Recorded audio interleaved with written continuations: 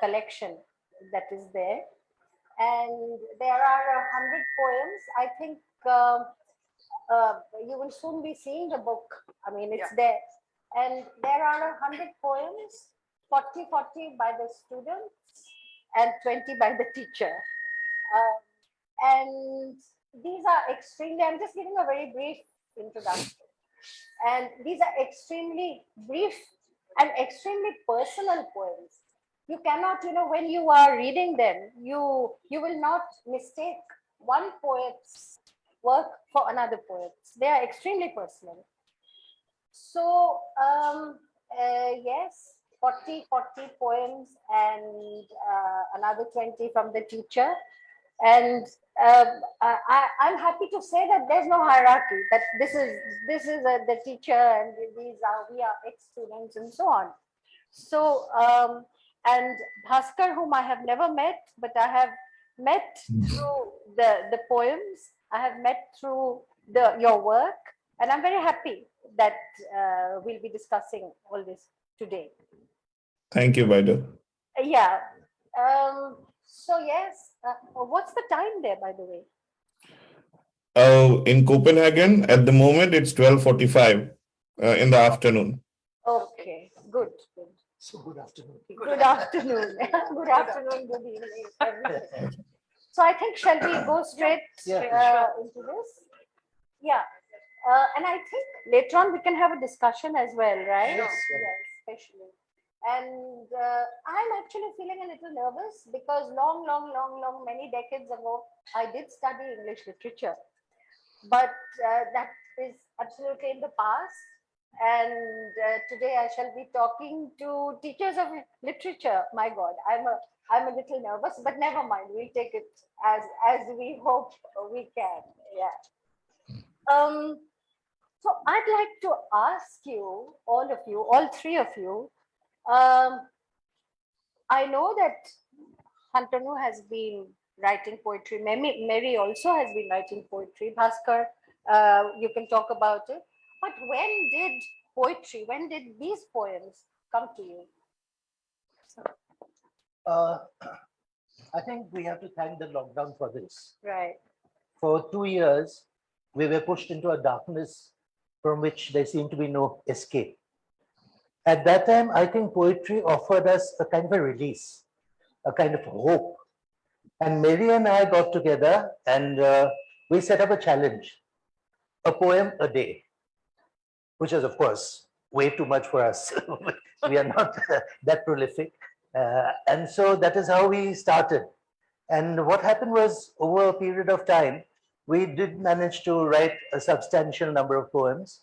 And then Mary got in touch with Bhaskar. He was, and they have always been in touch. They were students together in the high secondary level. So they have this WhatsApp group where they are, constantly talking, chatting, exchanging views and poems and stuff like that. And so it was Bhaskar's idea basically that we should come up with a book. And the rest is, as they say, history. Yeah. And it is because of Bhaskar specifically that we are here today. Otherwise, the two of us, I don't think we have the vim. Yeah, you wouldn't have got around to actually. I understand. Yeah.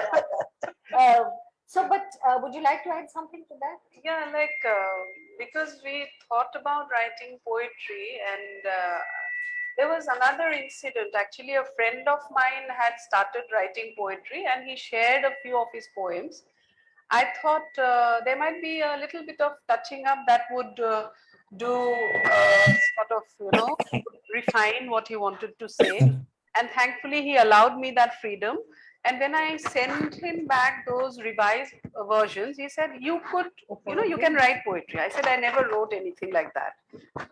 Then he said, no, you can write, I suppose. So that way, it just started off. And then, as sir said, immediately after that, we had that COVID lockdown. And we set with our poems. Every day, one poem. So it was like that. At times there would be 3 or 4 poems together, and then it might be a lull kind of a thing. But it carried on well, and then we had a substantial number of poems. And then with Bhaskar, we got to do this book. And it is actually because of Bhaskar. And we were just talking a few while ago that Bhaskar has actually trapped us into this now. Sitting here and talking to you about poetry, it's, I don't know, like, I never wouldn't imagined. say Yeah. if it is trapping, Bhaskar, I think it's a kind of a golden cage. Yeah. So, anything else you'd like to add on this? No. No. So, where's Bhaskar? There. Yes, Baidu, I'm here. Yeah. So, yeah, it's often said that you have to go through pain to reach the realms of creativity. And that's probably what happened in my case, and probably in case of Sarah and Mary as well. So, different sorts of emotions and pain, which is kind of being released either in form of my paintings or my book or these poems. And yes, we got together, and in fact, we started conversing, and there have been many occasions when one would write a poem, and the other one would answer back with another poem, and then we would kind of critically appraise one another. And then I got them into this game. You have got such a treasure trove of these poems and these creations. So why should we not get together and do a book? And yeah, I didn't give them a chance to escape really. And today here we are. So and the greatest thing about this is that we have worked across geographies, across time zones, and it's such a privilege to have worked with the teacher who taught me 30 years ago, and with Mary, who is herself a teacher now. And although we haven't met for years and years, but we have got together and we have brought out this book, so which is an exemplary example of teamwork. So I'm very blessed to reach to this point today. Yeah, it's really wonderful. And I don't think I have ever seen a collection where, you know, this kind of three people are together, a teacher and two students, one of whom is a doctor and the other, and a restaurateur. For me, that is much more, you know. Yeah. You are very welcome to my restaurant in London. Oh, thank you. Thank you. Don't think I'll let you forget it. I will not. So, yeah. And the other thing that you were saying about the pandemic, I have realized among all the writers, you know, people they sat down. As they say, Mure Kopale Hatti Pelai. I mean, what to do now? We cannot continue. How can we? But writers across all genres have been very prolific. Have been really very prolific because distractions were not there, and it was also. I mean, we could reach into ourselves. Yeah, That's much more important. Yeah. So, I mean, we had the leisure to actually see inside ourselves, and that way, you know, produce work. And then, of course, revise, which also takes time.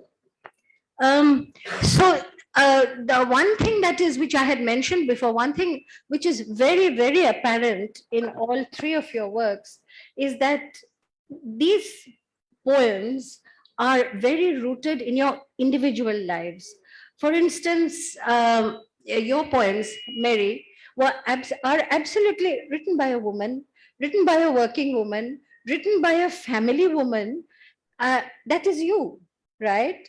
And yours, and as well as Bhaskar. Bhaskar, of course, you know, the pain that he mentions, it's very much there.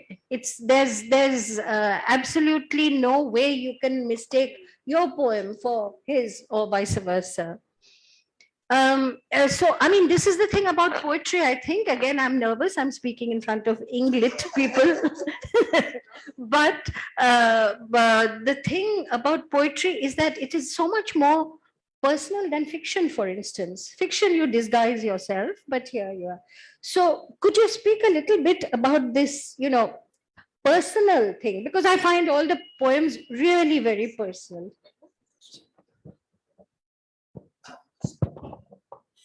Okay, poetry being my poetry, if it is poetry at all, personal, yeah, there were things that I could, because of the pandemic, perhaps, as Baidu had said, distractions were not there. কিবা কিবি বেলেগ ধৰণৰ কথা নাছিলে দিনটোতো একো বেলেগ কাম নাই either you take your classes online and then you get time to yourself. So it happened that when I was told that I can write poetry, maybe I can give it a try, I started thinking about things that were happening around me. There are certain poems during those days.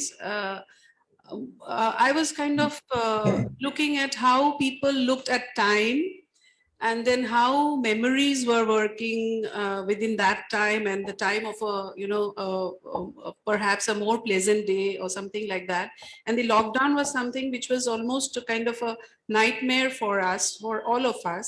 And what did it do to me individually? And I could see how people were being affected elsewhere. And at times I felt that, what am I doing? I'm writing poetry out of the pain of others. So there was one poem where I was talking about, you know, how the poet is sitting in his or her snug, cozy room, sipping coffee and then writing a poem about pain and selling that and gaining money. And that pain is suffered by somebody else. The poet himself or herself doesn't suffer. So I was kind of more or less unsure about what I was doing. But eventually it turned out, and then it became a habit. Somehow there were, at times, there were certain words, certain emotions that I woke up with. And at the end of the day, though that emotion could be, you know, imagined in terms of words, and it was put down in words. And then it turned out to be, and I always needed sir's approval, kind of, sir, is this okay? And then he will say, yeah, it's okay. Or he will say, you need to revise. And then, okay, fine. After that, I would share with somebody. So it was like that. So sir was always there. Even today, I said, I'll hide behind you and then we will have it. So it was like that. Personal things came up and I could see things perhaps maybe more deeply. And yeah, it was like that. It happened that way. Would you say, to take up, no, this is for you, but to take up from what you said, that did the pandemic force you all as poets to think more deeply about things? And is this where that touch of, you know, extreme personal poetry has come out? One of the things that the pandemic did was leave us with ourselves. Right. And in the process, what happened was, you were saying we were going into ourselves. Perhaps I think we discovered spaces in ourselves that we had never seen before. Because when you're working,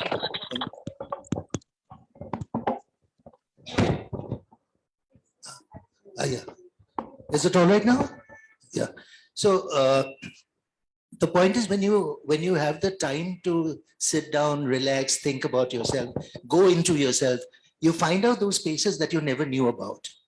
And once you find those spaces, I think you come up with ideas, or rather the ideas start coming out from those spaces. And that is what I think ultimately leads to poetry. As Mary says, sometimes it's a feeling, sometimes it's a word, and that goes into some space in the head, I suppose, and it ruminates there. And then by the end of the day, or by the end of 2 or 3 days, it comes out a finished poem. I don't think I really know the creative process that happens. I don't think of myself as a creative writer at all. I'm a writer of verses, not of poetry. So I often call myself a wordsmith. I like that better. That's a lovely, yeah, wordsmith is a very nice word. So basically, that is how I think it happened. I think it all came out. It was always there maybe, but we were not aware of it. But then the pandemic, while closing the doors to the world, opened the floodgates from within. I think that is what happened. Yes. And Bhaskar, you already have gone through many crises in your life. Is he on screen? Yes, I am. Yeah. Okay. Oh, there you are. Yeah.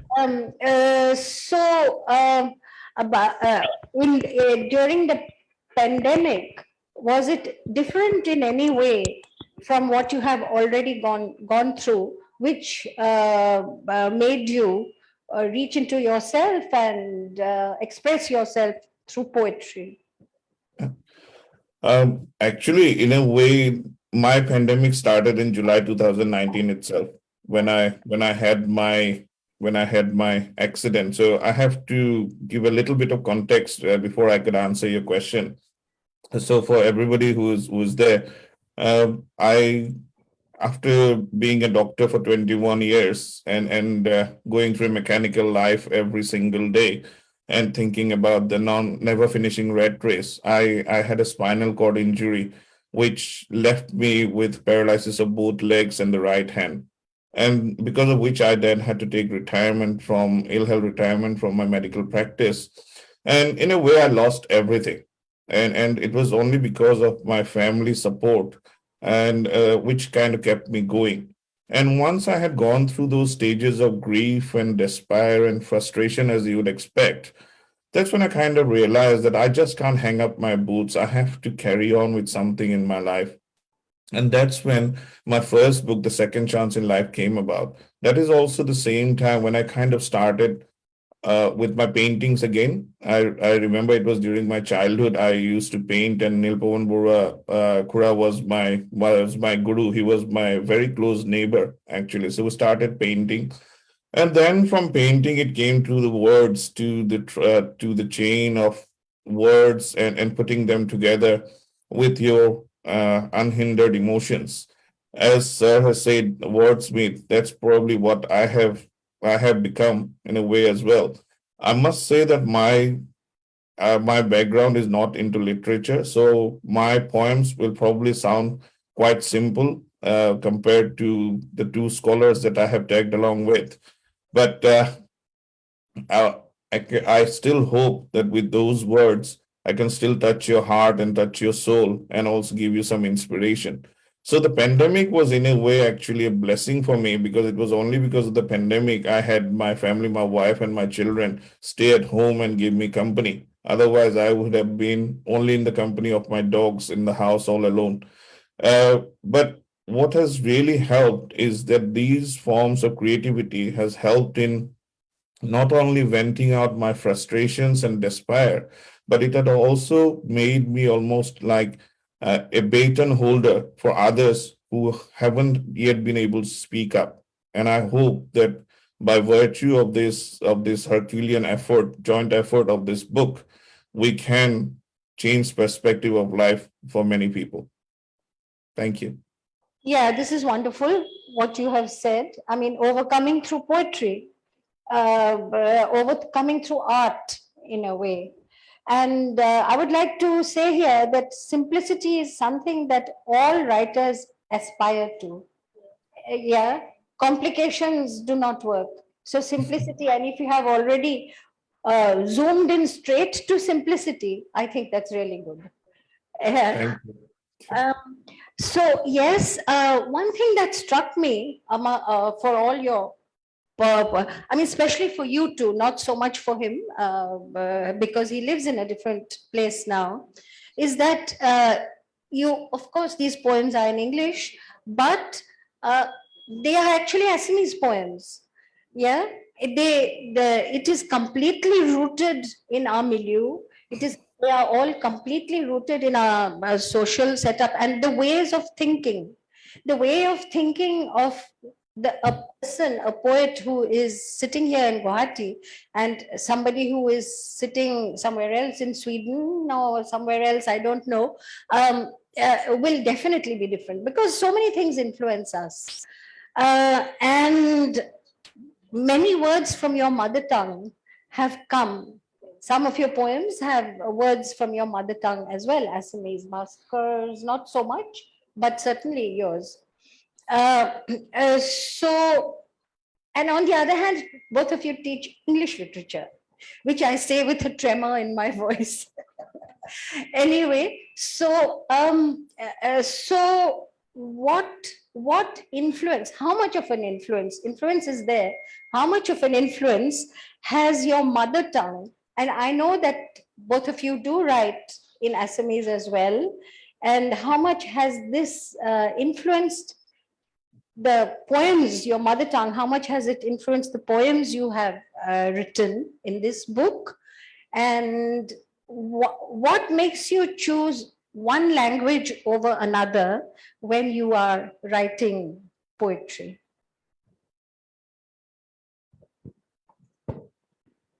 Actually, the subject would perhaps choose its language. I was writing both in Assamese and English during that time. It was not like I was only writing in English. Ohomia was also a part of it.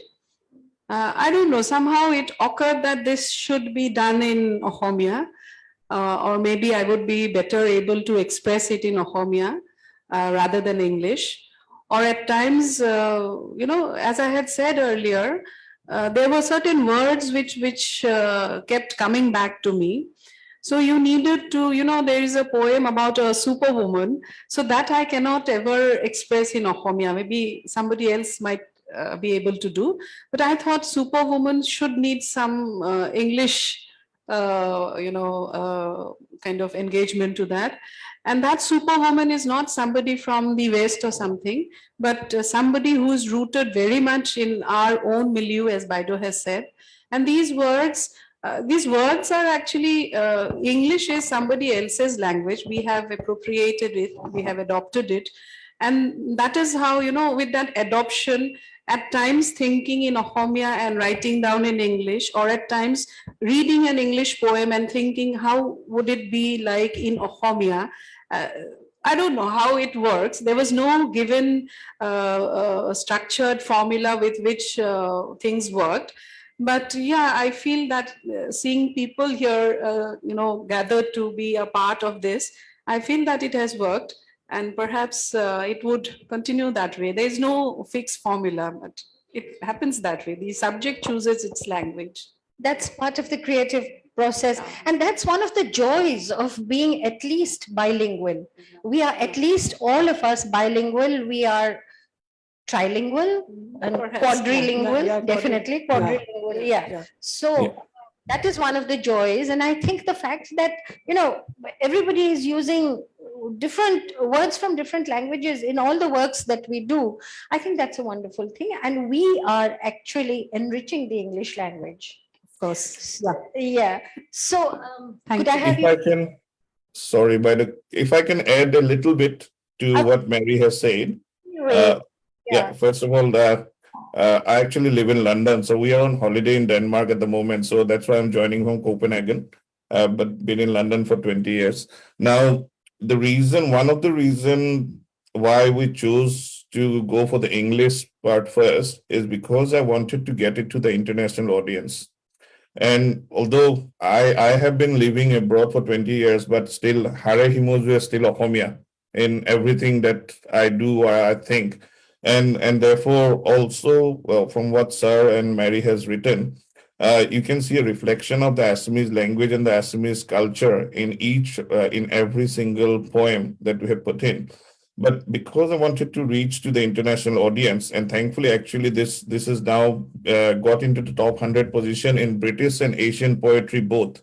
This book, that's why we went for the English. And I think English, although I mean it's a universal language, it's still quite a limited language. So it's still quite an easy language. Forgive me for saying that, being not being from a literature background. But as opposed to Arabic or Hindi or even Assamese, English is quite an easy language to use. So I think personally, I don't feel I'm competent enough to write in Assamese yet, but I'm sure our poems would probably have some potential to be translated into Assamese in the recent future if somebody is willing to look into it. So while you are there, I would like to ask you, in your poems, which of course I have read, in your poems, how much of Assam is there, even because you have lived away from this land for so long, and yours are deeply personal. We know the reason why. And so ways of thinking, I felt, were definitely from your motherland, from where the land of your birth. But could you take us through that a little bit? Yes, I would definitely think, because I mean, being an Ohomia, always an Ohomia, as well as the Indian heart. Once you're an Indian, you're always an Indian. So the saying goes. So when we think about something, we always put it in the Indian context. So when I have, there are a couple of poems where I have written about the funeral pyre and about the war within, or even there's one which is searching for divine, where I have talked about looking for or finding God in the house of a destitute, uh, because everybody can find God in a temple. It's about finding one in a destitute house. So those sort of things, I think, if I haven't had the Assamese or the Indian experience, I probably wouldn't have been able to think about those things. Right. So That kind of a philosophy comes through, exactly. And Professor? I think I can't really quantify exactly how much of my writing is influenced by Assamese, but since I am Ohomia, as Bhaskar says, I'd add Kharkwa Ohomia too. That is why I think perhaps 90% of my poetry comes from the fact that I'm Assamese. There is one poem, for instance, which is out and out Assamese, The Legend of Sompabuti. That is out and out Assamese. And then I talk about Joe Gargery and I talk about Miss Havisham, but I talk about them in the context, the lockdown. It is from that particular perspective, waiting in Assam, in this kind of, then I talk about Janmashtami, for instance, where God is going to be born. So these poems, I think they all come out from my Ohomia identity. Ohomia sensibility. Sensibility, yes. Yeah, also. No, why I am bringing out this point is that, just to make the point, which perhaps does not need to be made, that poems in English can be Assamese, can be Indian. Fiction in English is already Assamese or is already Indian, but even poems which, because of the economy of words that needs to be there, sometimes it's not apparent.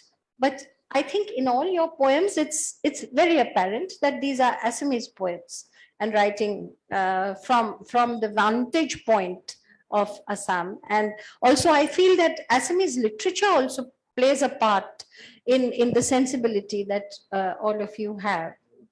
Yeah. So I think the audience must be agog for some readings. Yeah. And can we start with the lady? And I absolutely love the fact that, you have, of course, written about the superwoman and so on, but you have written about a woman's body from the perspective of inhabiting a woman's body. And I loved them. All various ones, especially about the daughter and the mother, that one. And also she uses a phrase, I think it has recurred, pains and stains, which kind of lodged in my mind. Yes, that is what a woman traditionally was. So can we have?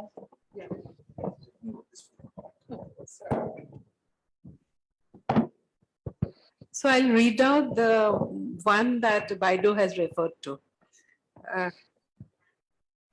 It's a poem titled Two Daughters. What? Thank you. This is page number 75. This is titled Two Daughters. Yeah.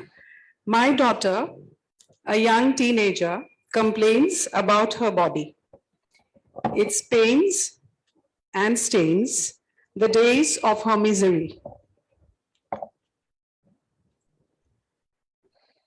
I listen to her oars and tell her it's an ancient tale that has been handed down to her through me. I tell her the story of her body, its coming of age to let her know of the world and its ways. Eyes that ogle, tongues that jeer, chaos created the realm of fear. Her timid self, bogged down, anxious, in fear of the unknown. My daughter, like every other daughter, needs to learn of the ways beyond their bodies, reveling in its range, its abilities, to cherish its potent force in their flight from immanence into the realm of transcendence. That's thank you. I think we'll do 2 poems each, but we'll Yeah, vary later, it. yeah. So, Bhaskar, I really loved your poem about you watching your sleeping daughters. You come back at midnight and it is peaceful, and you watch them sleeping. Yes, madam. Yeah. Yes, I will read the poem. Just give me 1 second, please. Yeah. I just liked it very much. Thank you. I think it's a great blessing that somebody as eminent as you has liked my poem, and I have given it such a good critical acclaim. So that's half the battle won already. So this is a poem that I had written, and the context to it was that I was returning back from the restaurant past midnight, and it's often that they have all gone to sleep, but my dogs wait for me in the hallway. As I open the door, they're always there. So this poem is my silent gratitude to the support, not just from my family, but to every soul who gets from their families. It's nearly midnight. I turn the lock, not to make any noise. I don't want you awake as the angel of dreams flies you down the fairway. Tired, hungry, sweaty, finally I am home, wagging their tails in delight, slobbering all over my face. My dogs welcome me to the faintly lit hallway. Dinner awaits in covered bowls. The telly talks with quiet subtitles. Netflix shows a movie about a war, air filled with homeless souls. Through the window, I search for a star. Tiredness and pain compete to take my hunger away. The princesses sleep in peace, faces glowing in moonlit rooms. Duvets pulled, pillows spaced, I kiss them good night, pray for their good life, a sense of fulfillment for one more day. As I sleep into my cold bed, the wandering thought touches me yet again. Who knows what tomorrow brings? I feel blessed just for today. I feel blessed just for today. Thank you. Yeah, this really touched me. We'll come back again. And so could I have your Sampavati, which you have already mentioned, that's really nice. And because you have just hinted at that folk tale, you have not, given it out like that. I need to know the folk tale in order to get the context. Yeah. The next round, you'll do your own choice.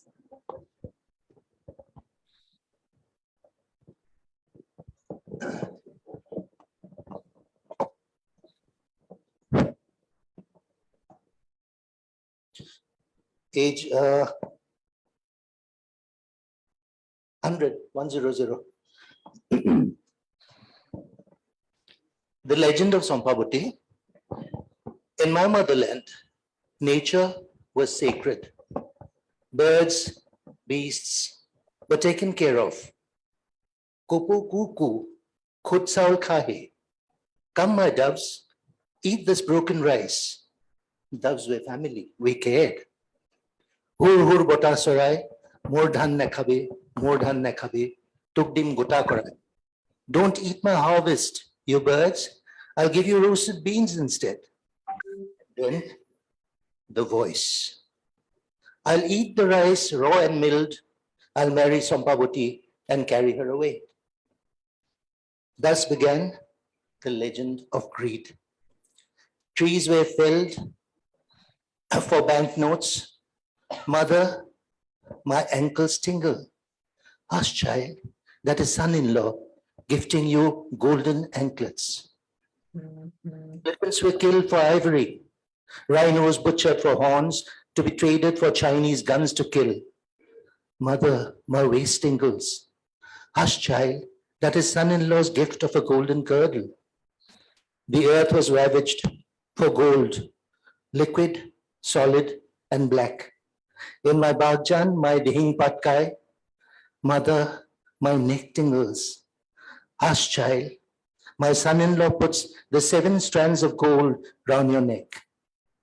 And then suddenly there is an ominous silence. Thank you so much. So the second poem, Mary, if that's your choice. Yeah, Bhaskar, would you like to start the second round? Okay. Thank you, Veda. So the second poem is actually the first poem of the book, and it's called Tomorrow is My Turn.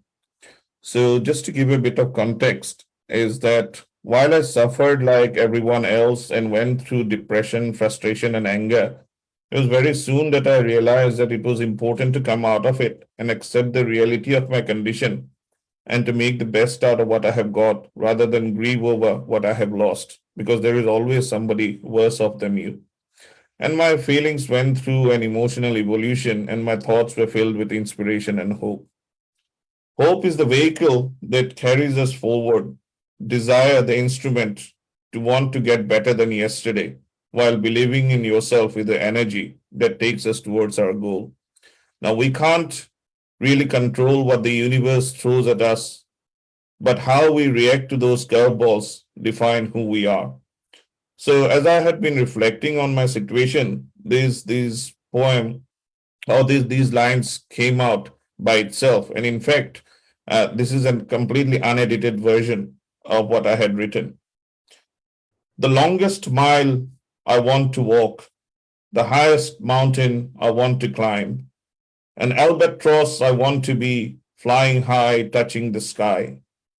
The hairpin bands I want to drive, the deepest ocean I want to swim. The ultimate dream I want to dream. The past was dark, the present still bleak. Who knows about the future? Maybe the heavens will speak. I may not walk today, tomorrow I may run. I may be in pain today, tomorrow is my turn. I dream to hope and glory, to humanity and bliss, to health and peace. Maybe the heavens will speak. I may be lost today, tomorrow is my turn. Wonderful. Thank you. So Mary or?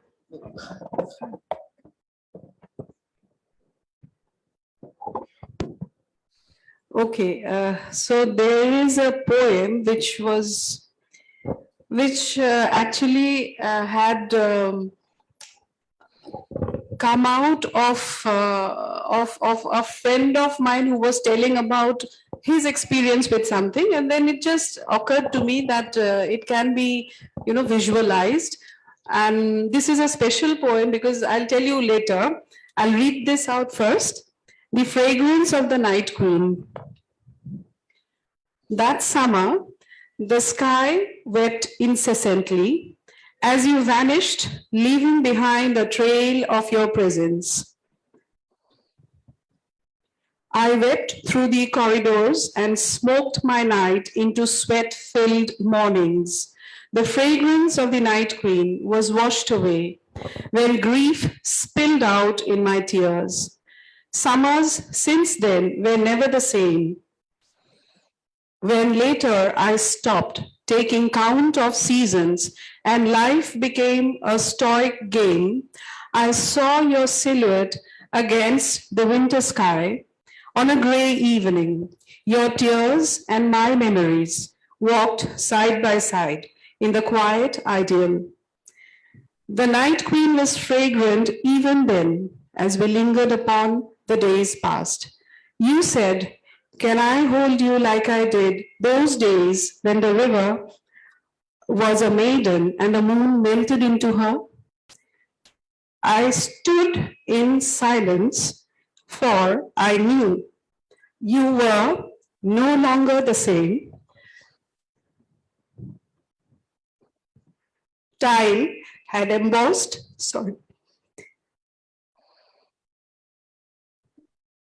Time has embossed its mark onto your life as well as mine. And though the river still flows, the moon remains afar, we sat in silence as hearts tried to get over through the season of pain. Sorry.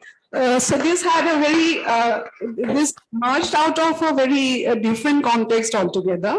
And then when I shared it with a friend of mine who had very recently had a bereavement in the family, and the person could relate with it. So that was something which was very, very rewarding. Sorry.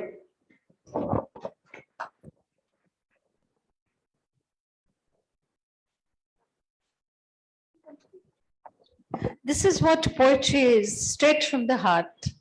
Absolutely. Yeah. Before I read my poem out, I would like to show you this. Yeah. One person who is not in our midst right now, he's in Delhi, unfortunately, is Rahul Kashyap, one of my favorite students and a fantastic artist. And he has done the sketches for the three of us. He has done a sketch for Bhaskar and his poems, one for Mary and her poems, and one for me and my poems. He's a brilliant chap, and I do so miss him today. So this is this one is for the love of Dickens. For those of you who are not from English literature, or no, rather let us say those who are not Dickens fans, Joe Gargery is a wonderful character in Great Expectations. He is one of the kindest human beings in the world, not an ounce of rancor or resentment in him. He is one of the greatest creations of Dickens. So this is how it goes.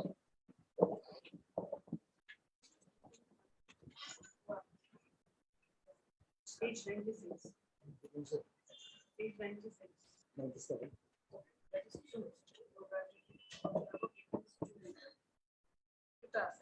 No, no, one. Yeah, 97. 96. Yeah, we have two different editions. Joe Gargery's jug was jolted. A drop of the milk of human kindness fell on the floor. Joe noticed not. Slowly it trickled to the drain, thence to the gutters, the sewers, the rivers, the oceans, and then to all oceans and seas, and upstream all rivers. Thus were the waters of the world with kindness contaminated. And men drank of these waters and forgot the bravery of war. They knew no longer how to war with nations, with people, with themselves, with the self, with animals, birds, and trees, with nature. And nature, bereft of blood spilled, had to create its own reds. So roses bloomed, and the anthurium and the gulmohar laughed red and revelled in green. Blue skies blossomed with orange clouds held by setting and rising suns. Joe Gargery, in his simplicity, noticed not. Thank you. So I think maybe we can take questions. Yes. Yeah. Anything else you all would like to add to this? We've spoken quite a lot. Bhaskar, okay. So we'll go in for anything you would like to comment or appreciate or ask.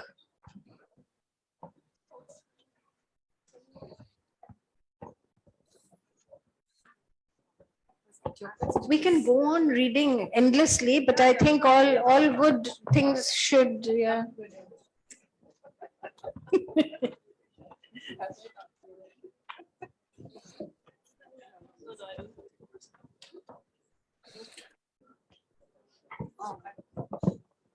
All right. Good evening, sir. Good evening, ma'am. And hello, everyone. I'm Stuti Goswami. I think it's a great moment for all of us, me as a student personally, and I know many of us as students, to be here, to hear the poems. Yes, I remember during lockdown when I had spoken with Mary ma'am once, she had said that we are doing this exercise of a poem a day. And it's so beautiful to see the culmination of that. The poems are beautiful, whatever we've heard, and of Bhaskar sir as well. And I have read some of the poems, like many of us here, on social media maybe, and one or two poems ma'am had also shared maybe. But I'm really looking forward to reading the book now. And thank you, ma'am, thank you, sir, for such wonderful pieces of verse. And thank you so much. Thank you. Those are very kind words.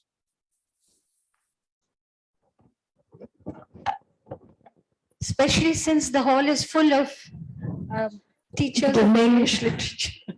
Mitra Phukan, good evening. SP sir, good evening. Mary, good evening. I just wanted to ask both of you and Dr. Bhaskar that what made you choose poetry as your medium of expression and not fiction? Why not a short story? I can tell you. I'm very impatient actually. I cannot go on and on. So something that happens, it has to happen like that impulsively at the spur of the moment, and it's finished. I can't linger with that. That is why perhaps should.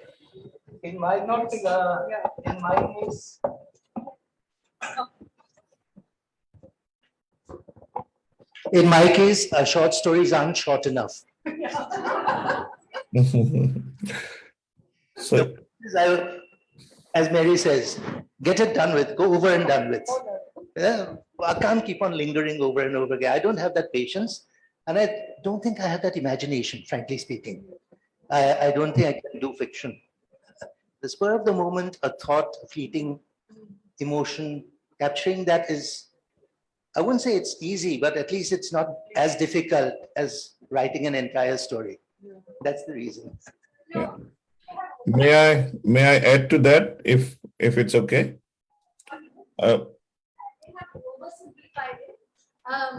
Fiction, it's not that I just want to get it over. I don't have it's not like that. They're being humble, but because as a fiction writer, I cannot write poetry. Yeah. So I think it's what appeals to you, what genre appeals to you. Yeah. Okay, Bhaskar. Yes, thank you, Vaida. I think just like an artist can express through watercolor or oil on canvas or acrylic, so similarly, the words can be used in various ways. My own life has become stranger than fiction. So that's why I chose to write a memoir, which was in verse. And that's where I thought that we would try and experiment with words in the form of poetry than just going with prose. And that's how this book came about. I think these are all different ways of expressing yourself, and it just depends on what kind of mood you are in on that particular occasion, or what's the circumstantial context around us. And sometimes it's easier to touch the emotion with some words in form of poetry, whereas at other times it could be in form of fiction or a non-fiction.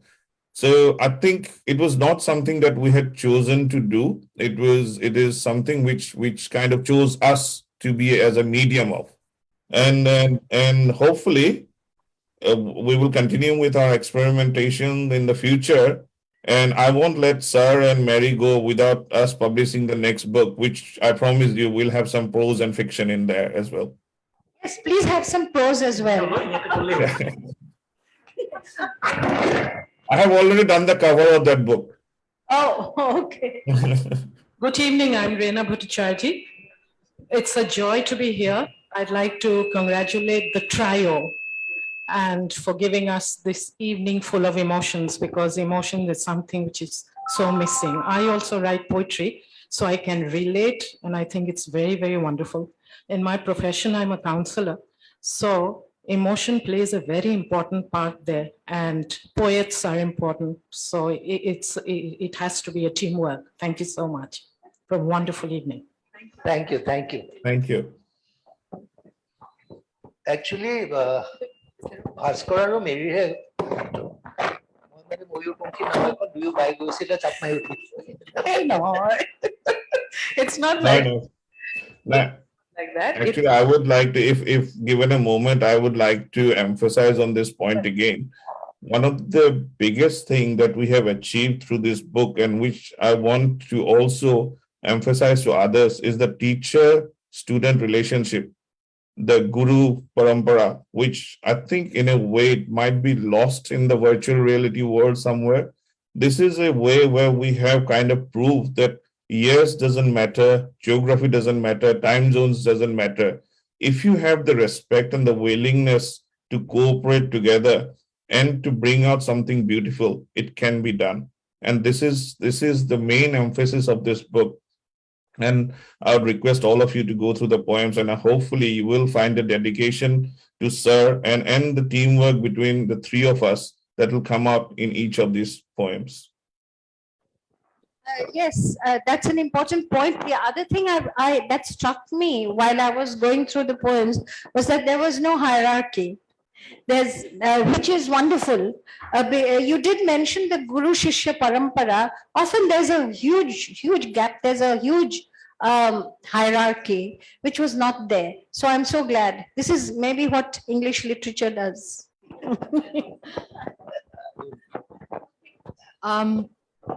This is just to thank our wonderful poets. Thank you. And very importantly, the collaboration that came across oceans and seas. You were collaborating from different spaces. As someone who's shared very, very closely our working spaces with both Santanu Phukan and Mary Baruah. Mary also happens to be my student. And Bhaskar, who's former Cottonian. This only goes to show that, like every other discipline, and especially in the sciences where we talk about great teamwork, the literary collaborations over history have also been very famous. And I'm so glad that right here in the halls of Cotton College, Cotton University, we have such a teamwork coming up. I was witness to, and I just wanted to share a little bit of the execution of this grand plan. We were witness to some of the makings of poetry during the pandemic. And I remember we used to sometimes share on our WhatsApp groups some of the poems that were in draft. And Mary would sometimes send a small, short draft, probably not completed. And I remember how excited we would get. Santanu would send his. And the fact that I think the poets were made also by some of the readers of the department who collaborated very joyfully in how they very devotedly worked on writing, getting those 100 poems. Bhaskar was, of course, on the other side, but I think they all had this great sense of timing, this great sense of theme.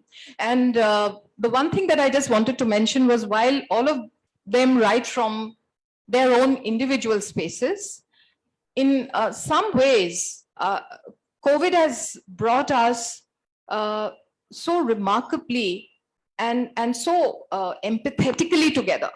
We've started becoming each other's support systems. And I think this is one great thing that emerged out of the writing of this book, which I'm so happy to see today. Congratulations to all three of you once again for work, for Santanu, for being able to turn in Assamese folk into the felicity of English phrase. That's just wonderful. And I think you endorse very well your idea of writing briefly. Your last poems, Sylvia and Artwork, really take up the haiku mode. And I think you've done great justice to them.